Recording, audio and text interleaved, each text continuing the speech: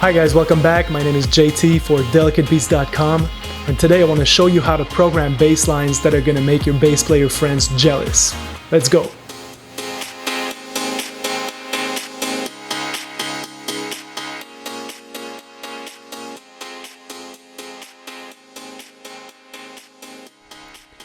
To get the most out of this bass tutorial, you're going to need a few things. You're going to need a good bass patch. In this tutorial, I'm going to be mainly using the Bass by Scarby and Native Instruments, which is a replica of the Music Man, which is an awesome bass. And what's so interesting about this bass patch is the release samples and the little intricacies when you play, hammer-ons and stuff that you wouldn't necessarily play on a keyboard, but that bass players do play. So the more these little details are used by the bass patch, the more realistic your bass playing is going to get. You're also going to need a little knowledge of scales, because if you're going to play a good bass line like a bass player would, you need to know the scale your beat is in. And finally, you're going to need a little bit of knowledge of rhythms and silences, because bass players really make the best use, in my opinion, of silence, which is when not to play, and understanding the power of not playing and creating intricacies in the rhythm with the drums or the lyrics and the guitars, for example.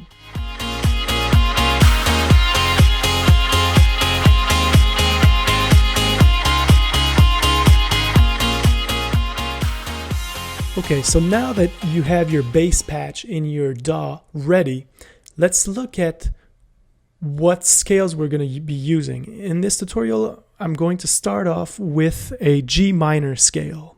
Here are the notes of the scale.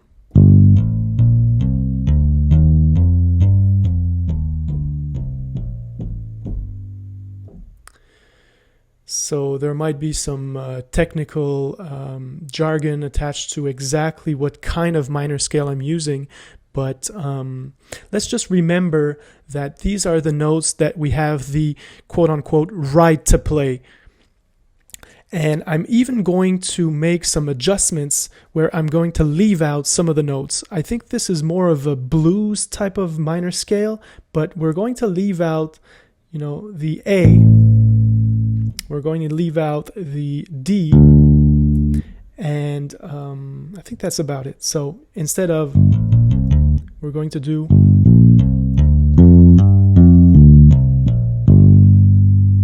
okay. So here is the scale we're going to be working with. Now, once you understand that all of these notes, when the chords are played in the same scale, are always permitted, you become very free in your playing. So on to the next section of the tutorial.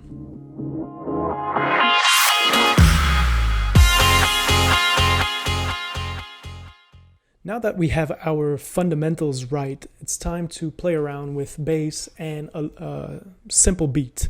So I've thrown in the session some kind of Oberheim DMX, old school funky sounding drum loop, and I've put the BPMs to 80. That way it's going to be very slow, and we're going to have time to make mistakes and make it right on the next downbeat.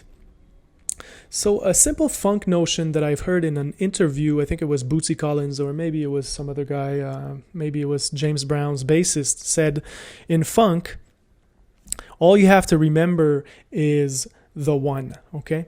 And the one is the first downbeat, right? So you can do whatever you want in between these notes, but basically you always have to come back to this one. And even though this comes from funk bassists, I think it's become very much a standard in most, urban productions and soul, R&B, hip-hop music. So the first exercise is going to be to simply play our root note G on each of those ones, all right?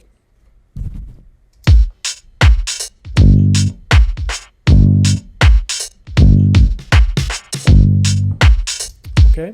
So if you're a seasoned keyboardist, obviously this is a waste of time, but for beginners, really try to just practice this when warming up to a more complex bass line for your beat, all right? So now we're going to get into what kind of embellishments a bass player would do. So knowing that our scale is a truncated version of G minor, what we could do now is just go to the semitone lower, which is F, all right? So let's play the beat and do the same routine, but now we're going to make the listeners anticipate our 1 on G with the F, all right?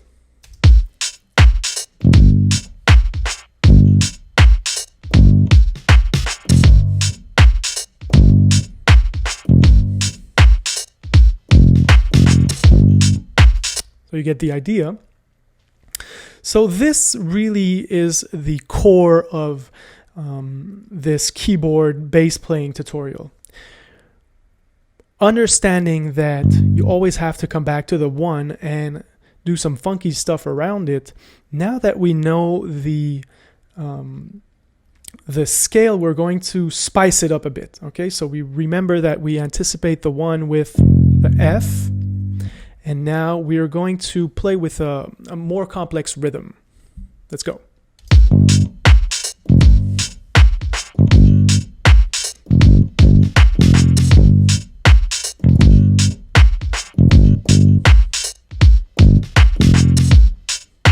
All right.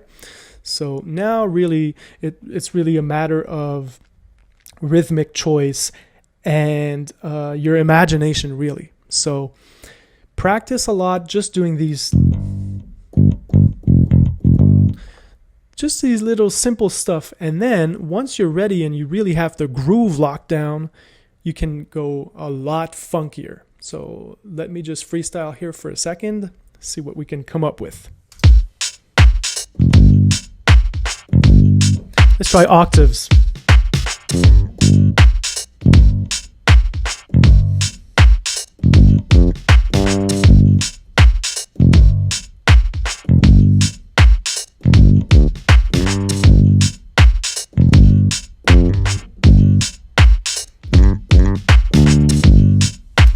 Okay, so it's very easy. We just have, I've thrown in a little D here, but basically just, and then you could just use this octave concept, and let's say, for example, we move the BPMs up to, let's say 110, disco type of BPMs, and do the same idea, and you're going to see what I mean.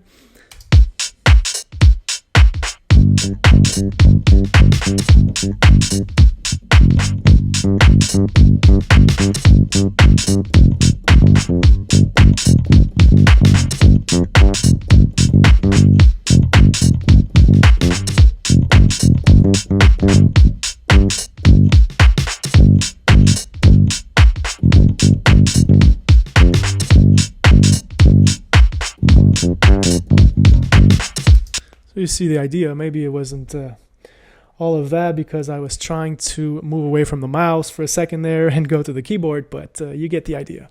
So now let's go back to 80 BPMs, and we are going to try something else with the scale here. All right.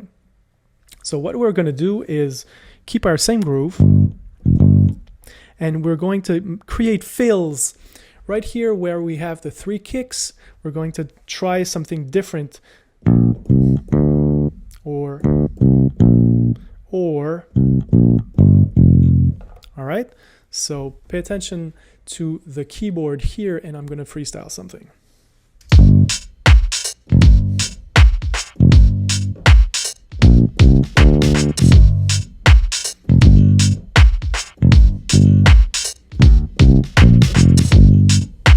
Okay, and if we move this a bit faster, let's say to a 94 boom bap hip hop type of thing, we can get this.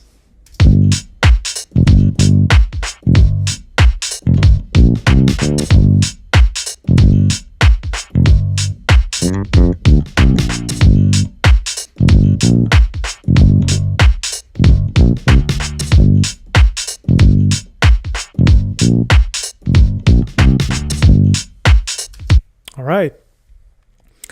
So now that we have the fundamentals, let's move away from the hip hop and urban styles and let's try something EDM.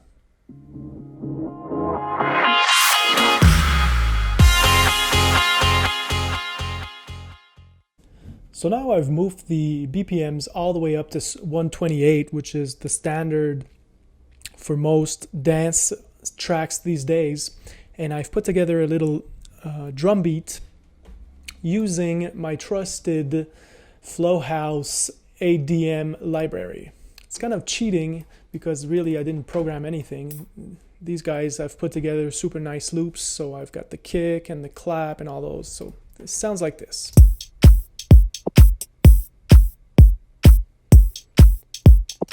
So if you're a beginner and you want to get into EDM very quickly, I really highly recommend those ADM libraries because they sound awesome out of the box. You don't need to tweak, and the sounds are really current to what you'll hear in the clubs and on the radio. So enough with that.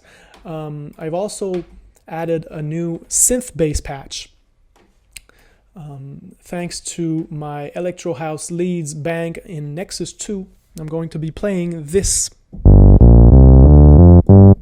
So funky sounding, kind of an old school Moog, mini Moog bass sound on which I applied a little low pass filter just to make it smoother.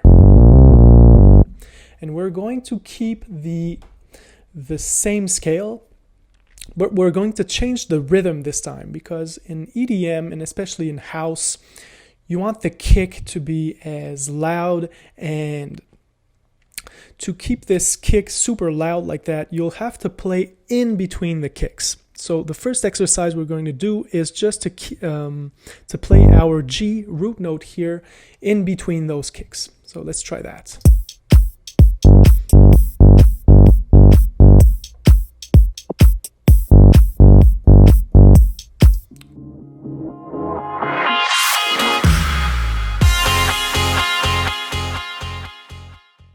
So now that we're comfortable playing the G note in between the kicks, I'm going to pull up this keyboard here so you can see what I'm doing. And I'm going to do the same routine that we previously did with the G and the F. Okay, and we're going to practice this one for a second here.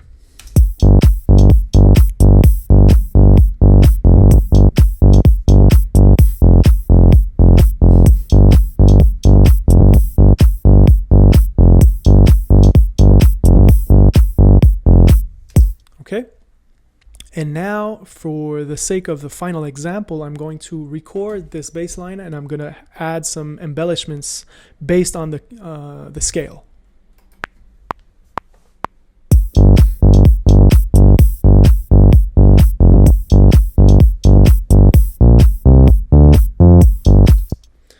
So for example, let's look at the MIDI data here. First, we're going to select all by pressing Command A. And we are going to quantize this to a 1/16th of a note. And by pressing Alt and Shift, I'm going to select all of these notes. And I'm going to make them the same length by dragging. And let's try this, for example.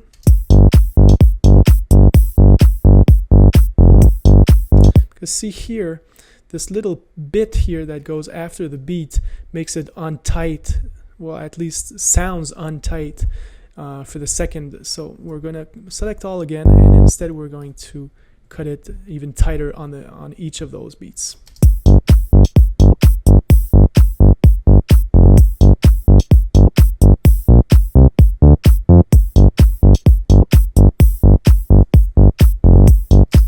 All right. So now what I'm going to do is put a little bit of delay on this guy here. When you put delay on a bass, be very careful with the low cut frequency. In this case, I'm going to go all the way up to, let's say, 70. And let's listen to what that does.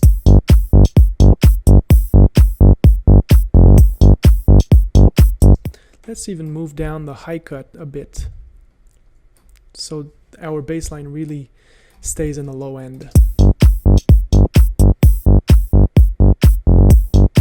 If we solo the bass for a minute here, so it really just comes in and adds this little ghost note on the kick, creates a bit of movement, makes the bass line a bit less boring.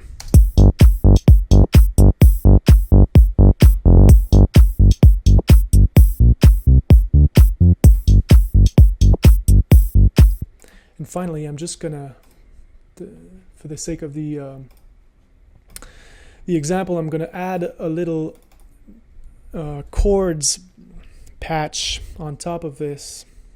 See where that leads us. And usually when you add chords or a melody with a lead, you right away see if your bass line is interesting or not. So let's try that. I'm going to stay here on the electro house sounds, and yeah, why not? Let's try this digital piano here. All right, so I'm gonna move that up a bit, and I'm just gonna freestyle here for a minute and try to find something interesting. It's a bit loud.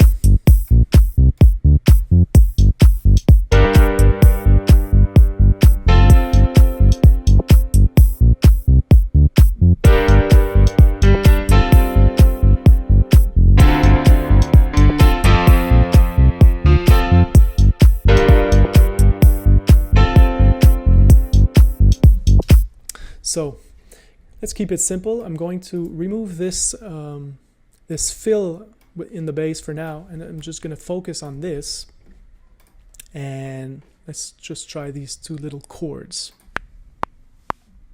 All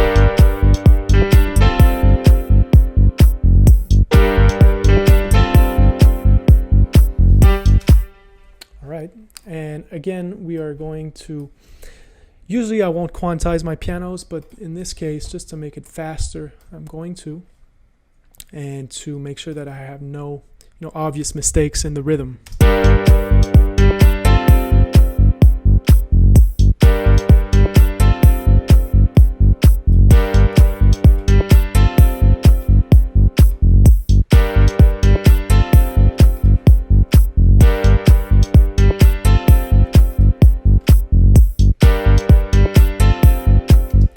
And I feel this is kind of driving,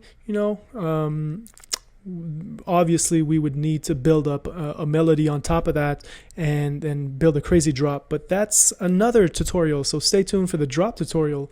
In the meantime, I hope you found some interesting tips and tricks to create more interesting bass lines played on the keyboard, because we don't have all at our disposal a seasoned vet on the bass. So go out and practice these little routines, and hopefully you'll be able to make crazy bangers.